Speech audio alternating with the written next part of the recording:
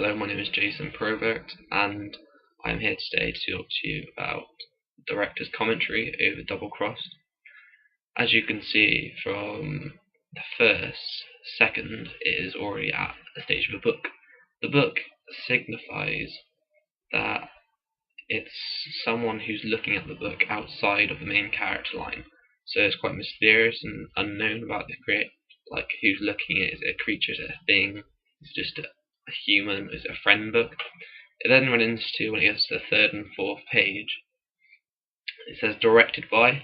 We thought this symbolises pretty well because all the unknown words and jumbled up words together just looks like it's just sticking random words down, but actually spelling out words, you can get a sense of why did they do that. But by putting directed by, it's obvious to the viewer that the director and producers is getting their names out there to the world. So there's another way, instead of just having pop-up titles on the screen, which we thought would lack and make it less Hollywood-like as a film, it'll actually blend in with the genre and what is happening in the film at the moment. The next section I'm going to talk about is actually when it hits 1 minute. This is after the opening sequence, and as you can see, there's two main characters walking towards. They look like a very happy couple together. This actually puts viewers off a little bit, because if they're happy, smiling, laughing, giggling, it doesn't really look like much of a thriller or horror action film. It looks more like romance spoof. The next section is when they go towards the party scene. This is just an average scene in most films these days about the teenage life or teenage twist on the world. The main drawback to this is it might throw the audience around.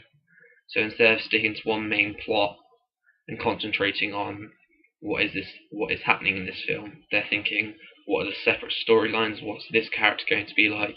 Am I going to get emotionally attached to this one? If so, what's going to happen to them? It throws them around a bit. It could be an advantage or disadvantage in the film. I think it's more of a disadvantage myself, but it is advantages because if there's more than one storyline plot for the opening, it makes the rest of the film more perspective to each person. So I believe that could be a positive about it as well. The idea of a film distributor is a company or individual responsible for getting the film out to the public or private sectors. So you can have, theoretically, so this is going to be Harry Potter, the latest one.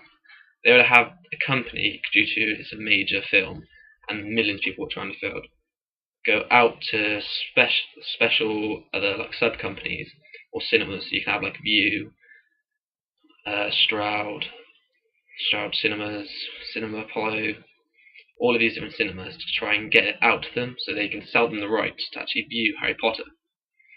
For our product, I only use myself and the rest of my group to get it out there. So we use some things such as YouTube, Facebook, Twitter, MySpace, Bebo, just to get it out there. And so we can see what people want and what people don't want.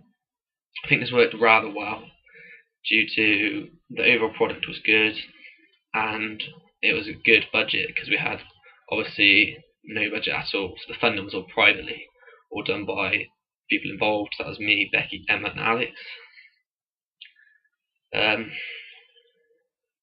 We also only had a limited area to shoot due to none of us can drive. So what I personally did was did as much work as possible in school. We met up afterwards sometimes, obviously for shooting and editing, but obviously there's only one person can edit at a single time. So as you can see, when we're going through the film, there might be different sections that we've edited, but we've gone through it all together. Some are like the films that would contrast with ours, or where we got our ideas from. The new Scream film, that's been pretty good because it's teenage lives in America, and obviously there's this mass serial killer, which adds a twist because it's always around Halloween like the other Screams, but this one looks a bit more realistic and less artificial, which is always a good thing to watch a film because it gets a lot more people in to come and watch it. So major film companies that would distribute our product or film, I believe, would be probably someone like Major Film Studios, DreamWorks, 20th Century Fox, Universal Studios.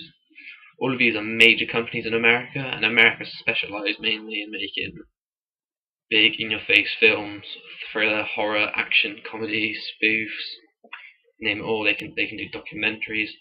All of this works well together, I believe, because at the end of the day, a film is to make profit, and profit margin is a business. So, thanks for watching and listening to my documentary over Double Crossed.